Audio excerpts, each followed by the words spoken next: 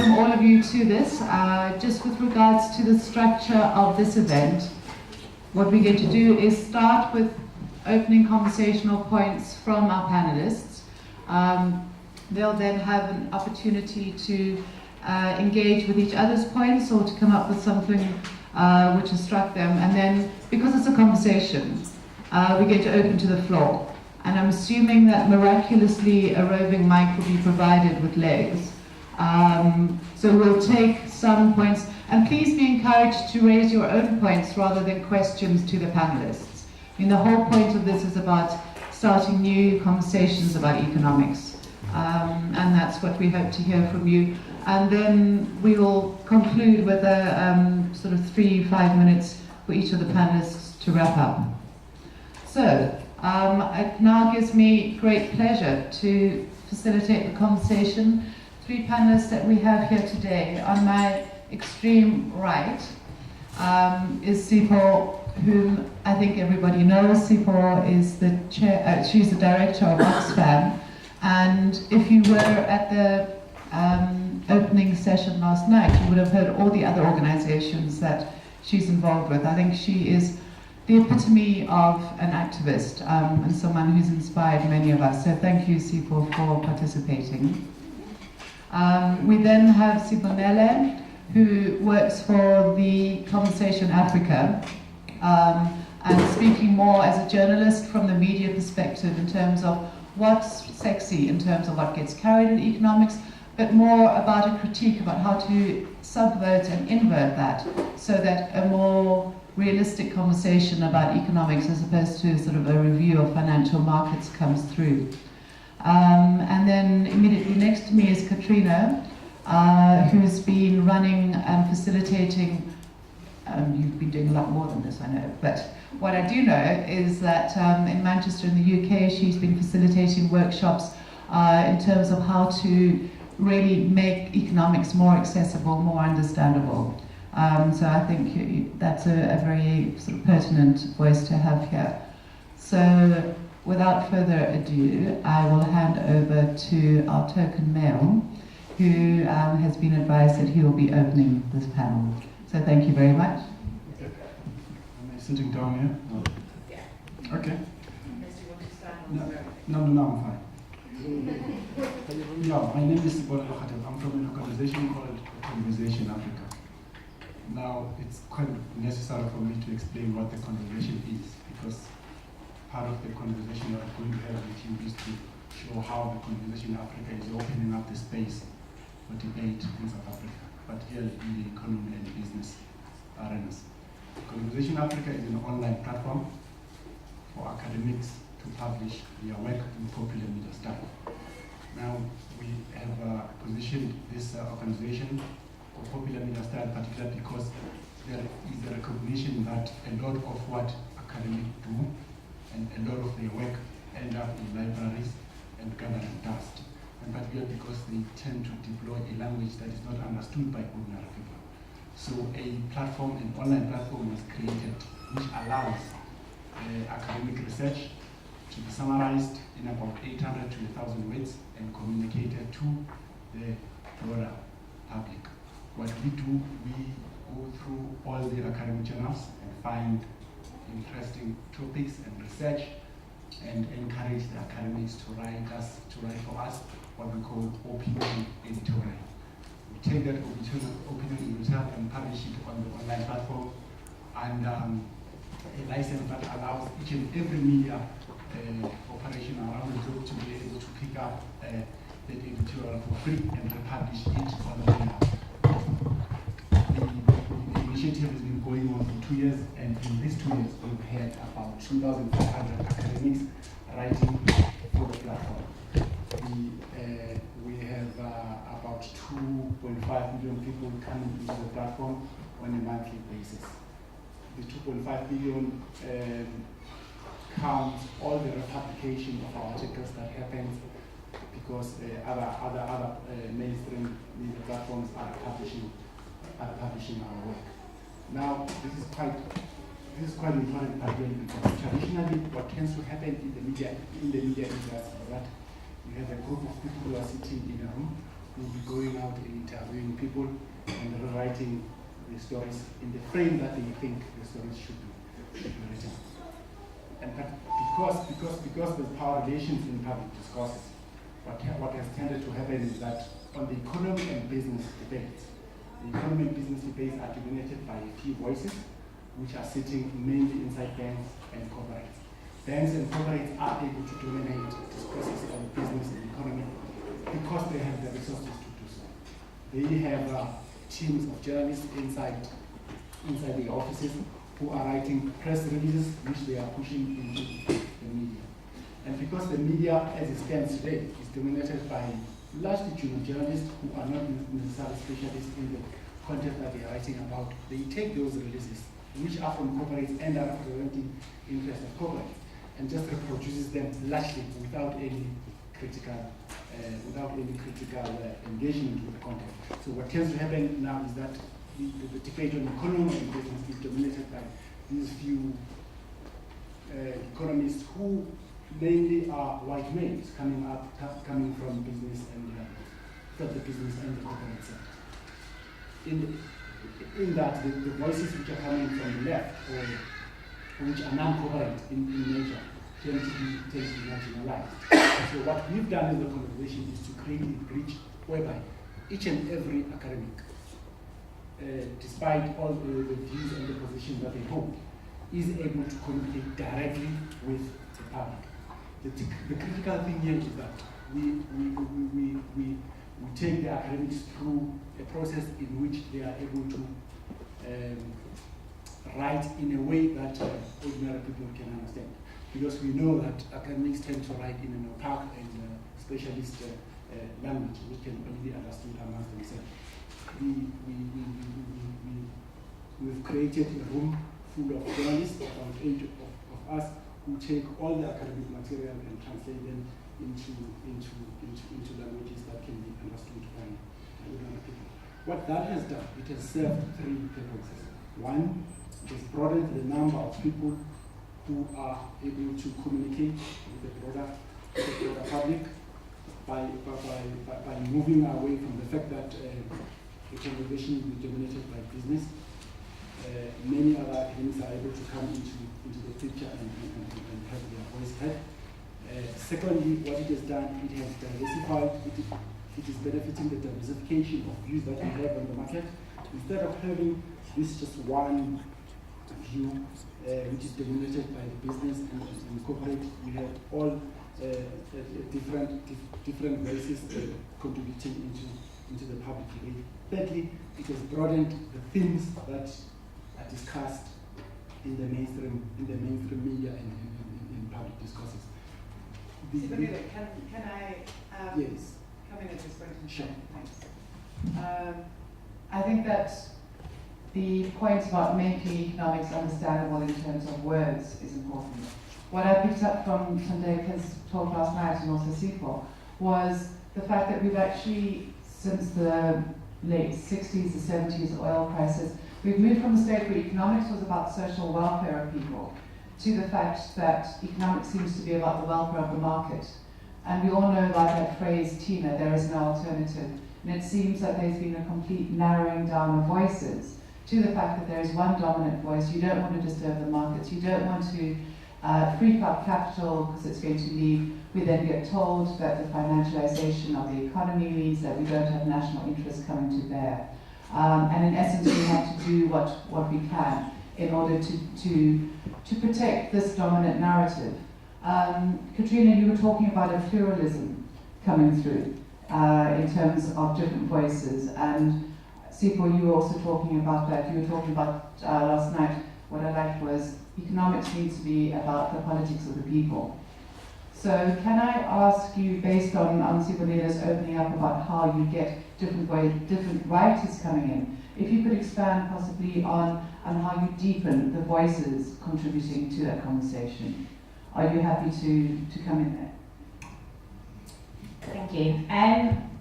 So I think part of the problem that we have, and it sounds exactly the same here in the UK, in terms of who gets to talk about the economy, is that it's an incredibly undiverse group. It's largely white, it's largely male, it's largely middle class. And I think pluralism, which has been talked about a lot, but for anyone who hasn't been at any of those talks, means allowing a plurality of lots of different ideas to be given a platform in economics. And I think part of the reason why that's important is because economics is very much presented as if there's a right and a wrong answer.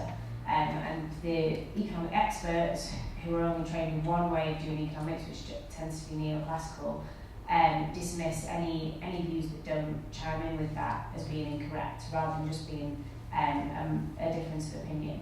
And in Britain, we have what is called an econocracy, which is defined as a society in which political goals are defined in terms of their effect on the economy, which is believed to be a distinct system with its own logic that requires experts to manage it.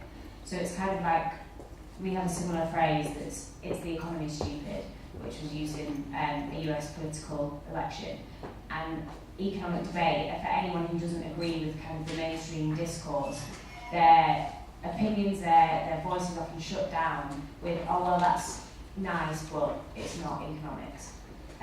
So some of the work that I've been doing in the UK is for an organisation similar to the conversation, it sounds like, that publishes accessible economics articles, but I've been doing the more interactive stuff and running workshops for people to encourage them to be able to speak about economics. So one of the things that we do is, like you were saying about language, one of the reasons people don't feel confident in talking about economics is because they don't understand the jargon, they don't understand terms like GDP or the deficit, or, you know, and it's very difficult to join in a conversation when people are using acronyms that you have no idea what they mean. So that's the first thing that we do.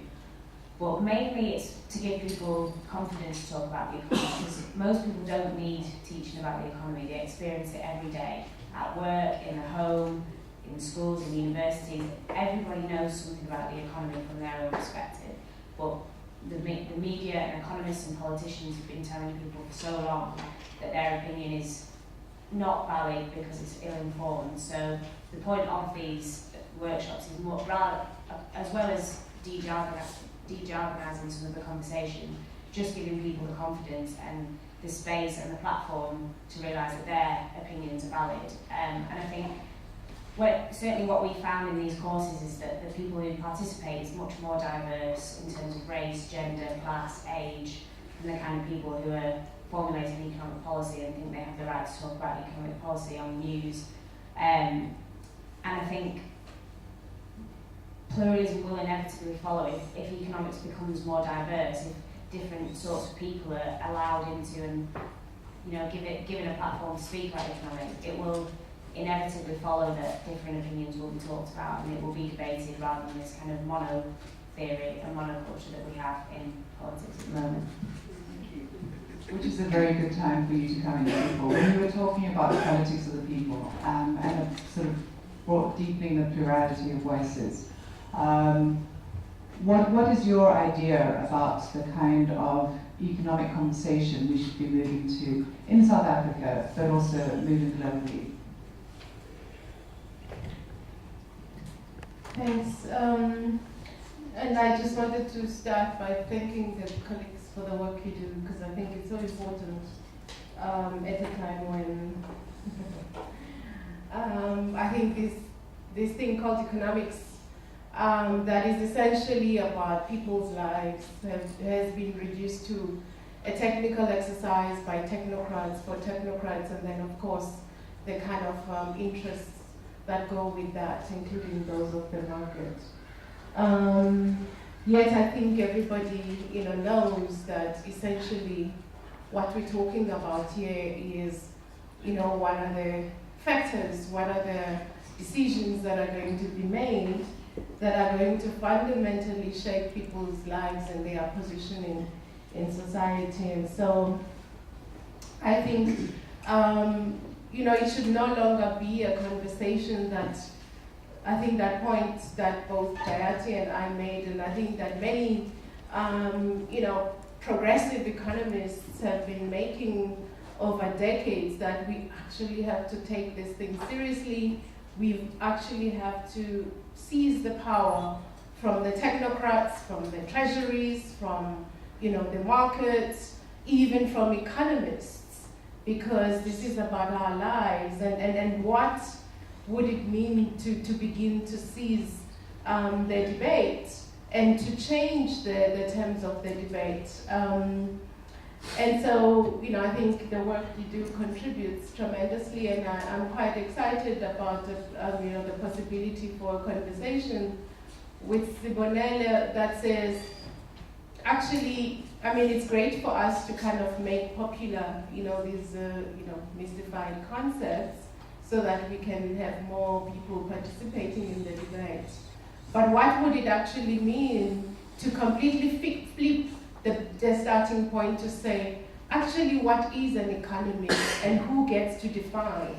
And what would it mean for us to approach the conversation about, an inclusive conversation from a point that starts with at the conceptual level. This idea that, the kind of mainstream, orthodoxy that an economy is about goods being produced and everything, that we can benefit from that, and then it gets distributed, and of course we know it's all unequal. But an idea that an economy should be about a foundational vision of what a society that is about, enabling everybody to thrive, not in the kind of neoliberal kind of individualistic sense, but like, what is the vision of a society that contains the interests of everyone, the needs of everyone, and is then able to be structured in a way that says, what are the resources that we have? How do we distribute those resources to meet the needs and interests? And how do we then make economic decisions as a nation state that are underpinned by that? People, thanks. Should have more microphones. I really like that point about society's values. And last night when I was just doing some reading up about where economics is going, dear old Milton Friedman, who most people will have heard of, is quoted as saying that societies don't have values, people do. And that's immediately when you start getting the delinking of economics for values to it being for people's gain. And I think you threw out a question there to Sibonelle, which I'd like you to answer with regards to the coverage and the, sorry to use this word, the demand for economics writing. SIECO's challenge about trying to, subverting the question about what the economy is and what it should be striving to achieve. Is there space for that in the Conversation Africa? Yes, I think there's space, there's much space for that, and I think it speaks to the third objective that I spoke about in terms of diversifying the themes that you are covering. If you go to the mainstream media today, the coverage of economics speaks to the economy grew by 5% in the third quarter of 2008. The rand collapse, blah, blah, blah, blah, blah. The JSE did this yesterday. And that tends to alienate a whole lot of people. In fact, the majority of people in the country, when they pick Business Day or the Financial Day, they are not able to find topics or things that they can talk to or that they can relate to. But what the mainstream media has done, it has just taken the activity which affects and is of interest to very few people. What we try to do in the conversation is to broaden the things by covering what we call ground-up economics. There's a whole lot of work which is done in academia about ground-up economics. You will hear all the time people talking about how rich South Africa is with the culture of stock fairs or financial cooperatives. The mainstream media tends to mobilize this. They cover the subject of stock fairs once after 5 years as a wow factor. That with 200,000 stock fairs, they save 50 billion rands a year, and there's about 10 million people who belong to the community.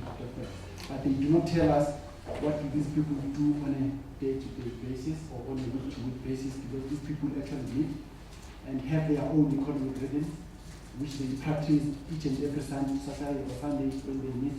They take out their money and contribute into a pot, and they do stuff with that kind of money. But we never hear about those activities and the cultural rhythms behind that, and how lots of communities are sustained by that activity. But what we do tend to hear in each and everything without a miss, business report, business page, will tell us about the markets. So what we need to do, we need to change the approach as journalists about how we cover economics, and go to these ground up economic activity, come up with stories of how people are actually relating to one another economically, and report them as we are reporting about the financial results of companies listed on the Johannesburg Stock Exchange. In so doing, we will not only empowering the people doing this thing, but we are ensuring information sharing between the community of Stockfield, because what's really lacking in the community of Stockfield and financial cooperatives in the country is information sharing. If we can create platforms where they can share information amongst themselves, that sector will thrive. So I think what I'm beginning to hear in this new conversation is that it's the relationships between people, not just the activities that are the outputs of the actions that the people take. Katrina, you were talking a bit about the pluralism and bringing minority voices in. Following this idea of unpacking relations which come back to power as well. In your experience, are there ways in which we can encourage this to be done? It's a bit of a difficult one. As it came out my mouth, I'm like, oh, that's sleepy. And I think that certainly at economy.org, which is the and Rethinking Economics, which is the organisation that I work for, that's exactly what we're trying to figure out, is how, after sort of decades of people being silenced, how do you undo all that learning and give people a platform? And I think partly it's things like this, like these kind of interactive workshops, going to people in their communities and just asking them, because like you were saying, a lot of the things that are talked about in the news is about the stock markets. It's not about on the ground economic activity that goes on in the home or in more informal communities. So a lot of people have never really been asked about it, and a lot of people don't recognise it as economics. They just see it as, well, this is what we do. So I think going into communities and asking people about it, giving them a platform, giving opportunities to speak is probably the first step. But I think as well, it has to be a two-pronged approach. You also have to lobby the people in power to give up some of that power, because it's not very easy to just take it from them. So one of the things that we're also doing in the UK is trying to build up a network of journalists in publications that are more traditional and more academic, to get them to commit, first of all, to start writing in more accessible language, in order that more ordinary people will actually take an interest in reading them, because if they've never read them, they're not going to try and get a job there or try and write articles there. So yeah, firstly getting them to write in accessible language, but also for them to recognise the value of a plurality of voices, and to recognise that we don't have that at the moment. Thank you. Yeah, I'd like to pick up what... Okay, so in terms of opening up the conversation, we were going to open up, but I think, Sipho, you have... It would be a good point. Definitely. And then after that, we'll open up for general conversation. Thanks. So, I mean, I think along the lines of kind of making this a real conversation, I mean, one of the things that I think is really, really important in kind of flipping this kind of puzzle is to be able to kind of engage with people who are involved in daily struggles. So a conversation about economics that you have with activists who are working for access to healthcare, for instance, is a very kind of, could be a very useful way to say, we are not, how do we understand this system, right? And these kind of concepts as they play themselves out, and their impact through understanding why it is that we don't have access to healthcare, why it is that our healthcare system is structured, in this way. The same would apply if the conversation is taking place with, activists involved in access to education. The same would, I guess, happen if you're talking to women who are engaged in livelihoods, initiatives. The same would apply if you're talking to, activists who are organized, whether it's in Stockfells or it's in kind of other kinds of cooperatives where they can understand why it is that they actually struggle to access the things that would enable them to build livelihoods. Because that way you're building an imagination that makes the economy a real issue. And so the work that we are certainly trying to do is to say, how do we kind of have these conversations, make them about real lives while, I guess, informing ourselves about the kind of macroeconomic issues, so that when, somebody says, GDP this year, and actually we can say, well, even this notion of what you count and you make count and therefore you call GDP is problematic in these ways, because you're not counting women and you're not counting their contributions. And so I think there's some really exciting ways in which we can tackle this, from the perspective of kind of, spreading the information through the media, but also working with people who are grappling with real life issues and kind of infusing the information, which I believe would be very powerful in making people's struggles very kind of, I think, pointed in the way that they are located in a systemic analysis of what are the flaws with the kind of conceptions of what is a political economy, and what are the ways in which we can start to reimagine. So from Sipho, hearing about the power, it's about unpacking that. So if you are talking about a lack of services, why those services are not there. And building, I like the idea of building the imagination. So the economy works for people, not people for the economy. So on that basis, if you can, hey, I said opening up, no, not like expanding, just a little. If you can identify yourself, I'm going to number you. We have one round, and then come back. So who you are and where you come from. 1, 2, 3, 4. Thank you. My name is Washampo. I'm at the School of Education at WITS, and my particular area of study is inclusive education. And I want to pick up with what Sipho has just mentioned. And for me, my concern is, I came here because I was interested, my concern in how education excludes learners. And I wanted to, and I know that economics plays a huge part in the exclusion of learners from accessing education. But what I find interesting, you're saying that you're looking at economics and looking at how it impacts other areas. Maybe not you, but in general, the conversation on economics. I'm wondering why you don't have non-economists coming to discuss how economics is affecting their areas, because that's what I seem to be missing in the conference. So that you're talking about economics affecting, for example, education, like you mentioned, or healthcare, but isn't the conversation meant to also, not meant, but couldn't that also include me discussing how economics has impact, the way economic setup has been structured, whatever you learned yesterday, the neo-colonial, the neoclassical model, how it has impacted education, and how a new conversation can come up that includes non-economists. Thank you, and I think these are the seeds of that new conversation.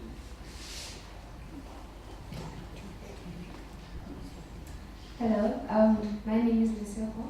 I'm from the University of Johannesburg, currently studying BA in Politics, Philosophy, Economics. So, I'm just gonna ask basically two questions. Firstly, how do we move away from alienation in terms of when you said we alienate certain certain people from economics and so forth? And the second point I'm going to make is that on social media there was a debate between black youngsters on the fact that if 5,000 youngsters were to come together in Soweto, for example, and each saved 5,000 rands for that year, put that money together, they could invest and make investment for themselves and grow their own economy in that particular area.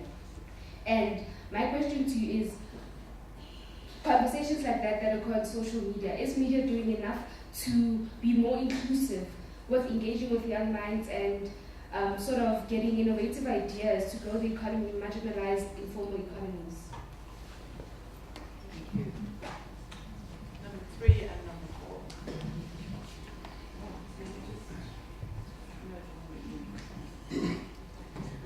4. Greetings everyone. My name is Moniso Jamjam and I'm from the Northwich University, currently studying my BCom Honors in Risk Management. The conversation I feel I would love to start is based on investor confidence. I think a lot of economic background is based on your basic terms like your GDP, inflation, recessions and all of this, but which kind of factors actually do affect investor confidence? In that way, I'd just like to quickly unpack in short what I wanted to. Very quickly, yes. How does financial technology also play a very huge role in terms of artificial intelligence and how, knowing that the job demand will be less if such things are implemented? Looking at the 2019 elections as well, how will the youth be influencing a lot of the major decisions or factors that have to do with the elections? And then lastly, in a summative form, I heard Mr. Sibonelo Khatebe mentioning the conversation about the media platform. How do we actually make it more inclusive? You understand? Because if, let's say, for example, on SABC One, which I know a lot of people watch, how do you incorporate it into ads? How do you start economic conversations which are much more simplified in terms of how you address certain economic issues? And last but not least, how a lot of people are so, I know guys, I'm sorry, how a lot of people are so not interested in investing in things such as your forex trading, Bitcoin. A lot of things have been said about how these new technologies are coming up, but a lot of people are more conservative, thinking about, I might lose money and this is not really a good investment, but it's not actually an investment, it's actually a risk-taking opportunity. So I'd also like to get maybe just a bit of a view on those, basically financial technology, elections, and how to make media more inclusive in terms of economics. Thank you. So I would risk the point of saying that you have a very broad portfolio of questions. And at the back. Thank you. My name is Sichabo Mpia. I'm from the Northwest University in Mafeking. I'd actually like to make points instead of asking questions. The first point is that from a biblical perspective, that my people perish for the lack of knowledge. I think that the knowledge of economics should be taken like to the foundation phase. The primary, they should be taught all by financial literacy and knowledge. I had the pleasure of doing an interview on Motswedi FM, and we were teaching people on multi-level marketing, and I was surprised that a whole lot of people didn't know what that form of business was about. So if, we as economists take the knowledge and apply it to the youngsters who are coming, actually teach the teachers to teach these youngsters to grow knowing how to, deal with money, how to actually know about the cash flow quadrant, and know that, there are employees, the self-employed people, the business owners and investors, you know, and to know which quadrant they'd love to fall in from a very young age, you know. Maybe we could go ahead and go forward and succeed. Thank you. Thank you very much. I think the quadrant terminology is something which you'll have to explain to me. Sorry? I said the quadrant terminology is something that alienated me. Being a lawyer and not an economist. I think there are a fair number of questions, and I think they cover, and if you could build your own conversation on some of these questions, that would be great. Yeah, okay. I'd mainly like to address your question on alienation and is there been enough done to include voices of marginalised groups. I think short answer is no, there isn't enough being done. And I think the only way that I can see to move away from alienation goes back to what I was saying about diversity in journalism, in economics. Because when I watch the news or I read the Times, I don't see people who look like me, who sound like me, who talk about the things that affect my life or that I'm interested in, and I switch off. Like I don't really read the news, which is terrible for an economist. I don't read the newspaper, I don't really watch the news, because it doesn't seem like it has anything to do with me. And people often say, well, if you want to change things, why don't you go and work for the Financial Times or become a politician? But I don't want to, because I don't want to be constantly battling and be surrounded with people who don't take me seriously and don't take what I'm interested in seriously. And I think if these organisations were more diverse, so this conversation you talk about on social media, somebody has decided what goes on the news and what doesn't, what gets talked about in financial reports and what doesn't. And that person is more than likely not a young black person. And that's probably why it's not getting talked about. They don't look at social media, they don't look at what young black people are doing because it's not in their realm of experience and they're not interested. So I think in order for innovative ideas to be taken seriously and to be given airtime and to be discussed and for people to then see them being talked about and not feeling alienated from the news, it needs to be young black people making those decisions. It needs to be women, it needs to be gay people, it needs to be people who don't fit the stereotype of what we currently have seemingly everywhere in the world within powerful institutions. Yeah, I would agree that the alienation comes from the representation and presentation of subjects. I mean, you tend to see people who do not look like you, and you think that this is not part of me, which is a point that is unique. But I would like to add and say it's actually the things that we are covering, and the development of particular concepts, like financial literacy and the investor confidence, which were thrown around here. They disguise certain ideological interests and positions in them because they want to assume, and I'm not saying that, I'm not accusing you of this biasness, but they do assume that people are financially different, which is actually not the case. But really, because if you look at low-income earners in South Africa, are not as indebted as everyone would like to believe. They understand exactly what it is to live within your means. But we must confront the real issue. The real issue that they do not have enough income. Even as they do not have enough income, they are able to band together money and stockpiles and be able to sustain a whole lot of communities. So we do need to be careful about the concept that we deploy. Concepts like investor confidence do hide certain ideological biasness because they basically saying that certain things must not be addressed because there are certain people who are going to be disturbed by how we address issues like land reform. Should we not address land reform in South Africa because of the risk of upsetting investor confidence? We basically do need to go beyond the concept and say, when we speak of investor confidence, exactly what it is that we are talking about. Whose interest are we talking about when we are talking about in investor confidence in relation to a whole number of people in communities who are currently not served by the current economy. Great, thanks. Maybe just to build on that, and this will probably tie a few threads together.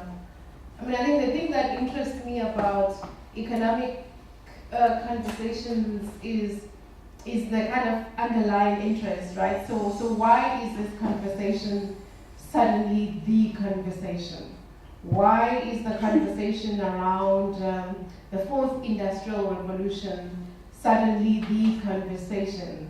And I think the interrogation of that then enables, I think, us to see, I think, this issue about what interests are at play here.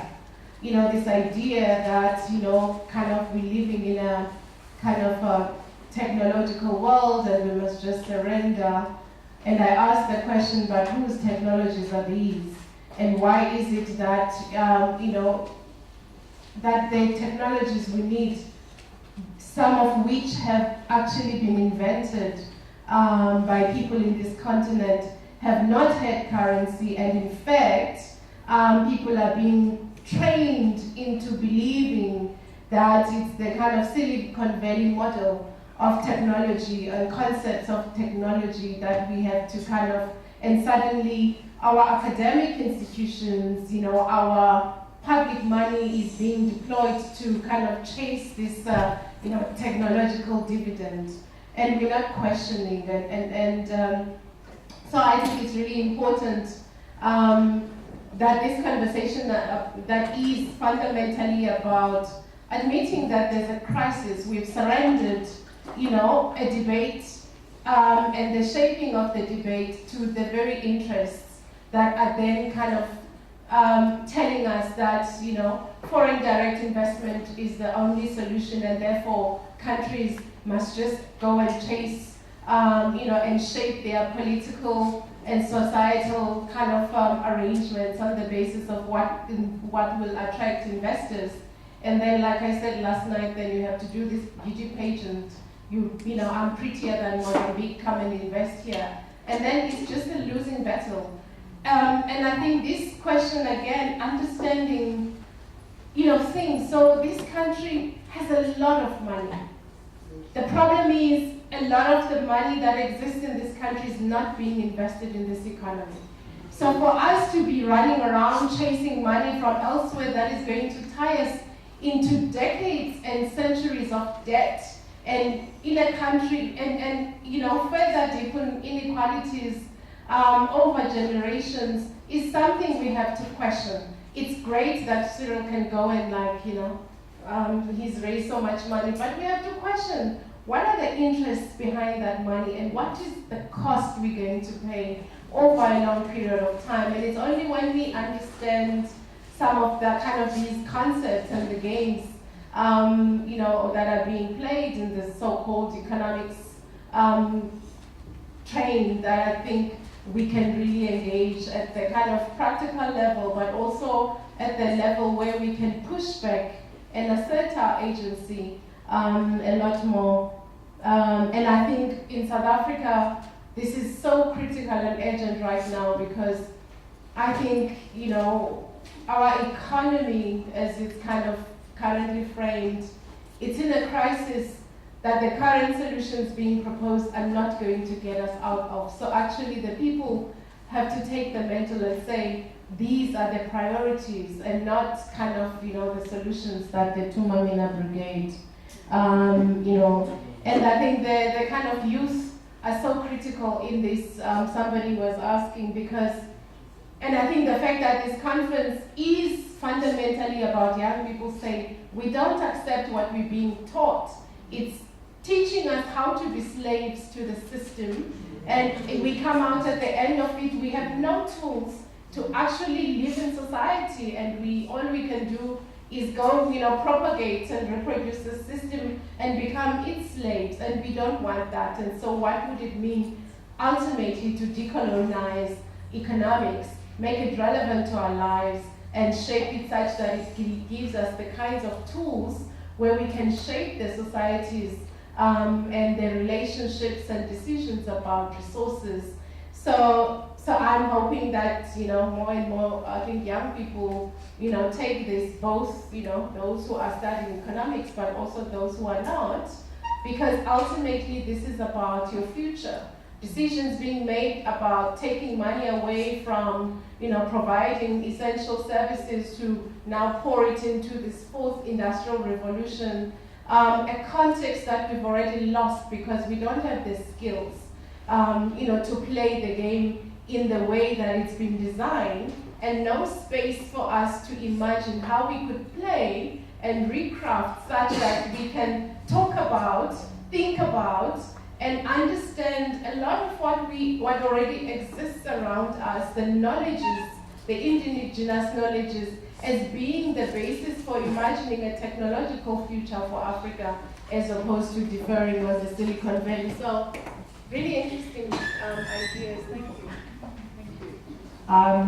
I think a really important point that you raised illustrated another point for me, and that's in the fourth industrial revolution, because what we're talking about is how we talk about the economy, but it's also, as you were saying, the choices that get made. I was in South Korea a couple of weeks ago, and people were talking about the fourth industrial revolution. When I came home and spoke to South African economists, they pointed out that a lot of the Asian countries have aging populations. So they have been developing technology because they don't foresee a workforce coming into reproduction. Now we in South Africa and other developing countries have a very strong youth, and we've been told those jobs are not going to be there because we're following the patterns set by these externalities.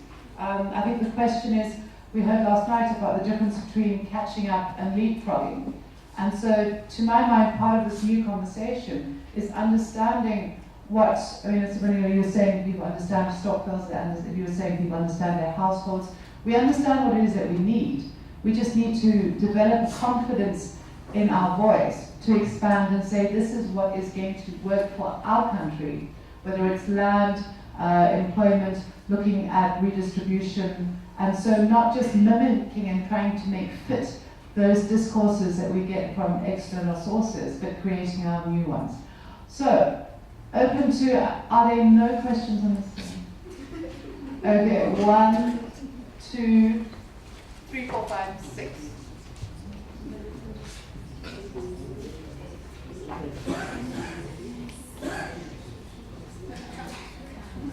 Okay, thank you. Well, very interesting presentations, first of all, thank you. But I think I have two hopefully big issues. The chair is very strict, necessarily so. The first one has to do with our understanding of economics as a discipline. And here I'm thinking in terms of all university disciplines, whether it be law, whether history, politics, you name it. I think all of these disciplines need rethinking. Particularly because of the context in which we're living today. But since we're at a rethinking economics sort of conference, I think this is where some of these questions are coming up. So this is not necessarily a bashing of economics per se, as far as I'm concerned, but it's really about what economics is and what it does, and does it really speak to the issues that we have today. So having said this, the question that I have in this economics context is, are economists really economists? I'm thinking in the context of the organization of international exchange. Are they really economists, or are they unwittingly agents of global capital? And if they are, can you make a comment on that? That's the first thing. And the second thing has to do with our understanding of money, because I see it being mentioned. Someone was talking about a term that you didn't understand, I've forgotten it. Quadrant. And all of these things. And I'm sure these are located within the discipline of business studies, and those are the kind of discourses they go by, which to me are techniques that embed the kind of economics thinking that there is, which is why I'm saying all disciplines kind of need rethinking. So I'm talking about how we talk about quadrants, how we talk about GDP and all of these things in a very specific context, which is something that an old gogo in the street or a street kid somewhere or whoever does not understand completely, and yet that person is who we're doing the economics for. So, thank you. yes.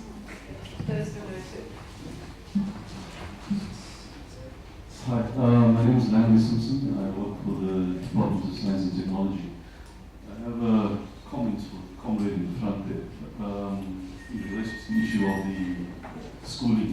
There's a book called Ghetto Schooling, The Political Economy of Urban Educational Reform. And in that context, the issues of access. In South Africa, there was a structure during the liberation movement called the National Education Crisis Committee. The NECC developed 3 commissions. One was mathematics, the other one was language, and the third one was history. In the mathematics commission that I was a part of, there was a lot of thought and new ideas developed around mathematics education. Books were produced called Is Mathematics Neutral? In 1990, there was a breakaway group from the International Mathematics Education Conference. We called ourselves the Political Dimensions of Mathematics Education.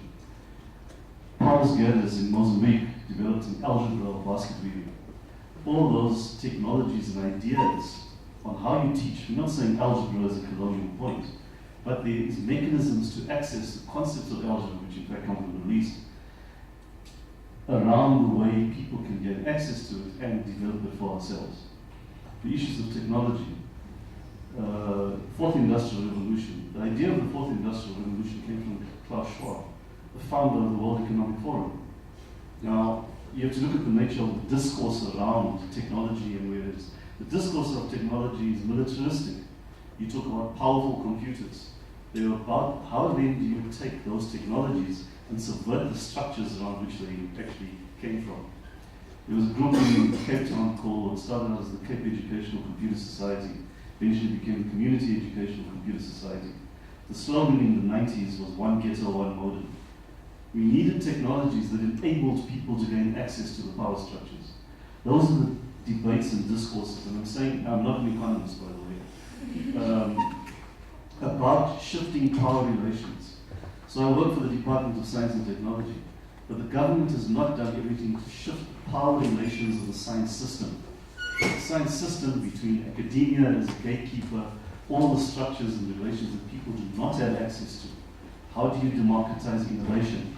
How do you allow a little village in Flagstaff in the Transkei to get access to the Council for Scientific Industrial Research, which in fact is about building industrialization for big capital. So how do you create those shifts are the questions which in fact are simmering, but no one actually gets to the grips of it.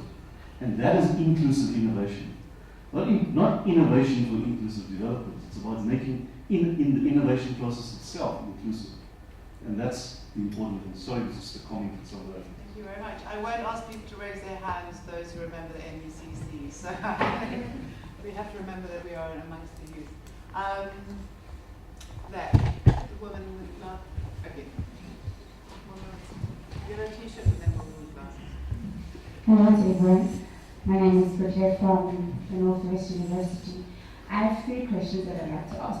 First one, how do we promote African literature? How do we promote African economics? Because as Isabel has said, we tend to follow the trend of first world countries, and it's not applicable to our continent and it's not applicable to our country. So how do we promote South African literature and African literature as large? Number 2, in terms of pluralism, what can be done in SA to enhance the economic knowledge of the uneducated? So how do we explain the effect that these agents have on overall the economy at large, even though they don't understand sometimes the impact that they have? And then the final question is to Sibonelo. As journalists, I believe that your main function is to just sort of convey a message. And at times I feel that economic matters aren't really related in an economic way. They are sort of diluted from what perhaps is the core message that was supposed to be relayed. So as a newspaper or as a platform, how do you then make sure that an economic message is related in an understandable way, but still remains true to the economics of the situation, if I can put it that way. Thank you.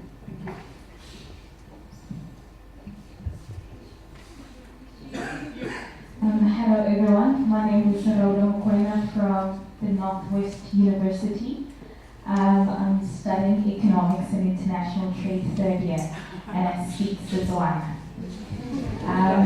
The reason I'm saying I speak Setswana is because I need, there's a question for Katrina. She mentioned the language conversations that are needed to be engaged, especially when we're having economic, when we are engaging in economic platforms. My question to you is, how do we come about to implement the language concept? Like, what is it? What is your advice? Because I speak Setswana. When I say GDP to my mom, she does not really understand what I'm talking about when I speak GDP to my dad, because my mom did not go to school. She does not understand these kind of things. So what is it that you can advise in terms of the language, so that when I have to speak something to my mom, she can say, oh, okay, then be able to lay out her views. Thank you.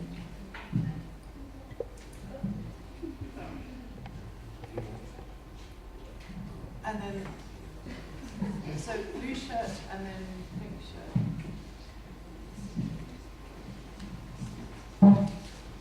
Hi, my name is Jason Riuva, and I'm doing my undergrad at the University of Johannesburg. I'm doing a BCom in Economics and Econometrics. So just want to give context to my question. It'll be very quick. So given the current society that we live in with this barrage of information and with the promotion of freedom of expression, going forward from this conversation in the summit, how do we create a platform that filters information in such a way that the information, voices, and opinions that we really need to redefine economics and how we understand economics is actually given the right platform that it needs, versus creating an amplifier for divisive rhetoric, which I think is such a key element of today's society. We have all these voices and nobody's really saying anything. Just to quickly break that down, must we move that from the idea of having like a set structure like FICA, for instance, where we have this formalized body of information and adapting that information to our changing times, or must we just think of economics in a completely different way where it doesn't need a set structure and we just have a platform to discuss? I don't know if my question makes sense or if you want me to elaborate. No, we don't. Final question. Thank you very much. I go by the name of Ketley from Northwest University of campus. My question here is about technology. Well, it's evident that technology plays a very vital role in the production of the country. But my question is technology to the benefit or to the detriment of the state? Because technology seems to take jobs from various citizens of the country, although it produces in larger numbers, but it ends up leaving people vulnerable. So I want to know if technological advancement, I want to know if they are a good, are they benefiting the country or are they determinant to the state at large? Thank you. Thank you. And so from this very diverse range of questions, I'm just going to ask the three panelists to conclude in terms of what your take-home and possible advice is for people in terms of beginning this new conversation about economics. Thanks. Thank you. So my conclusion is mainly going to address the questions of the two ladies in the middle. I think they follow quite nicely from each other.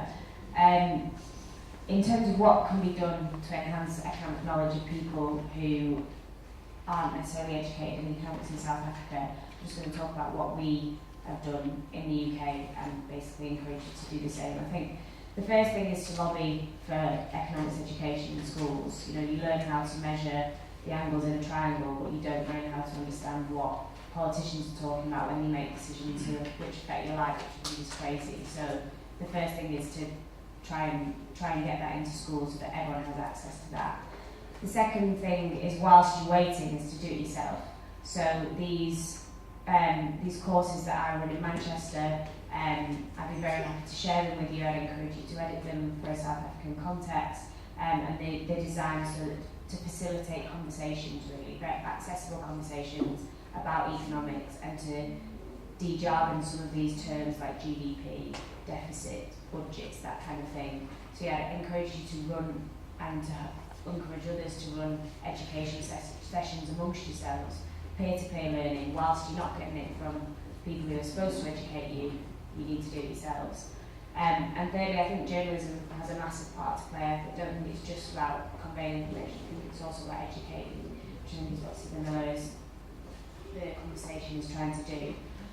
So if you can work with journalists and to make economics more accessible and to de-jargon some of these terms. So when you're speaking to your mum, my mum, English is her first language and she doesn't know what GDP means either. So I wouldn't be too hard on her.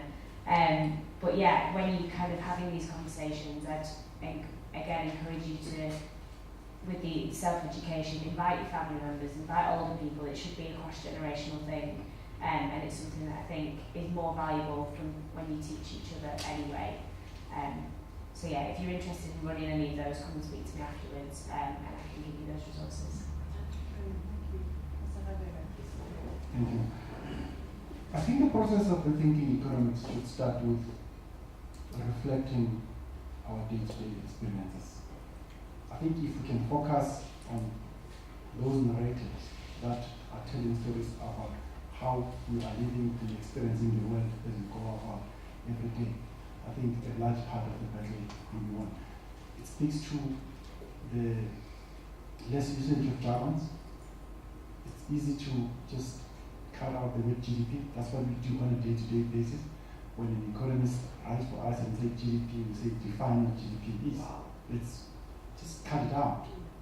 When you talk about, when you say GDP, we say define it. It's the amount of goods produced by a country in a year. That's it. You say that in Ghana, your mom will be able to understand that. Yeah, I do think that we need to think differently about economics and think differently about the way we celebrate some of the concepts which are thrown to us. I always make an example of how a significant majority of people in this country have been taken for a ride on the rally of the property markets. In the 2000s, the property market just went mad. You know what that meant? It meant that the black people who came through when the rally was going on are now buying property at a very expensive rate. But no one has asked the question, what does this rally mean and to whom does it actually benefit? These are the questions that we need to ask, and we just need to be tailored on our day-to-day experiences. Great, thanks. So again, lots of exciting insights.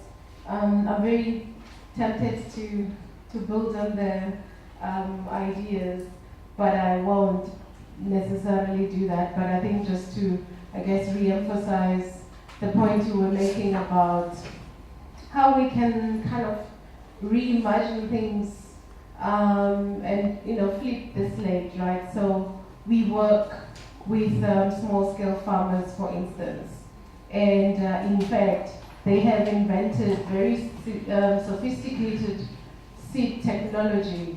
If we had to kind of apply the concept of technology from a lead perspective, and it's not just being about computers and cell phones. But they are battling with the system, right, that they are being instructed that they cannot reproduce their own seeds because the government has given a license to Monsanto and these private seed companies. And so actually people have invented technologies that could solve the problem of many farmers in this country And they're being instructed, in fact, they've been threatened with legal action. And so there are so many contradictions in the things we say. And I think that we're wasting so many opportunities allowing ourselves to be dictated by this idea of the market, because that's fundamentally what it is. That we're not using an understanding of our societies to imagine what innovation for the future would mean for our context and stuff like that.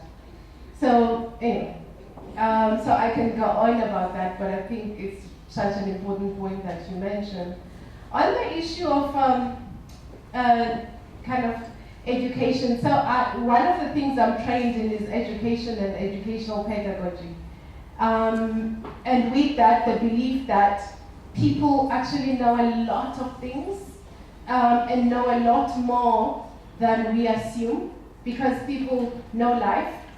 And what does it mean? What does that mean then for how you engage on anything that is considered new? So I was raised by a mother who was one of the most financially literate people, because she knew exactly how much money our family was able to make and exactly how she was going to distribute it across the various needs.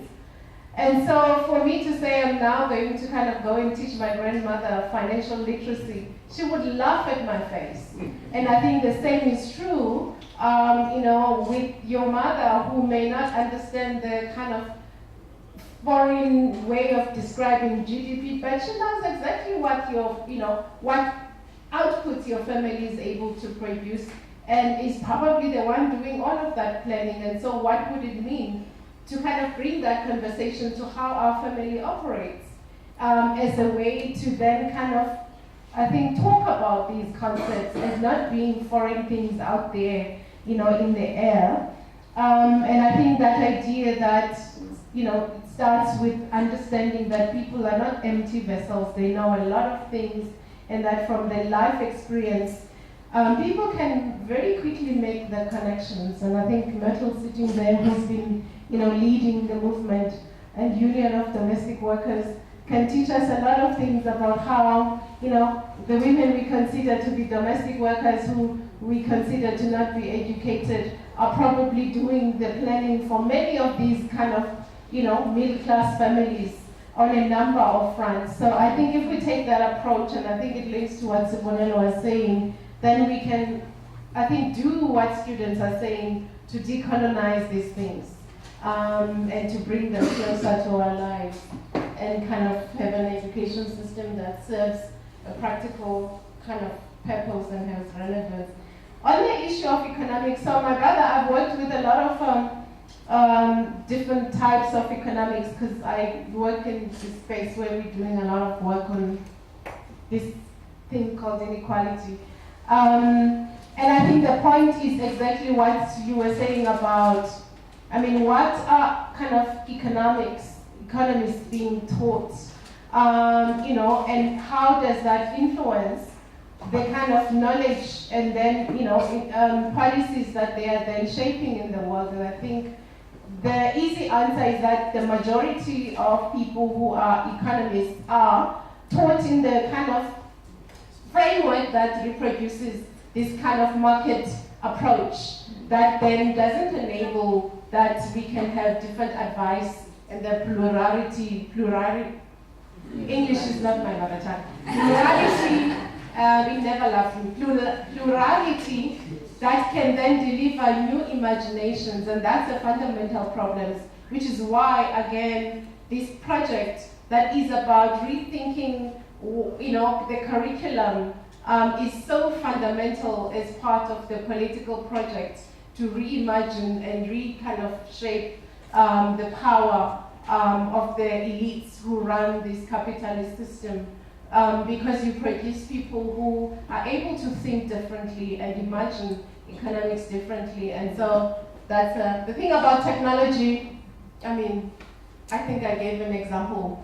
I think we are going to fail if we adopt this approach that technology is the computers and cell phones, and we don't kind of make the link with the fact that our people have been inventing technologies for years. I'm a daughter of a traditional healer, and I'm still so kind of troubled by the fact that, you know, again, the mainstream approach to health is one that goes, you know, sends you to the kind of, you know, what is it, Western type clinics, and doesn't understand the potential to kind of harness some of the technologies that have been invented through our own indigenous knowledge systems. So that is a challenge, I guess, for us all. Thank you very much to the panel. I think we can thank Katrina Subramanian and Sibyl by clapping.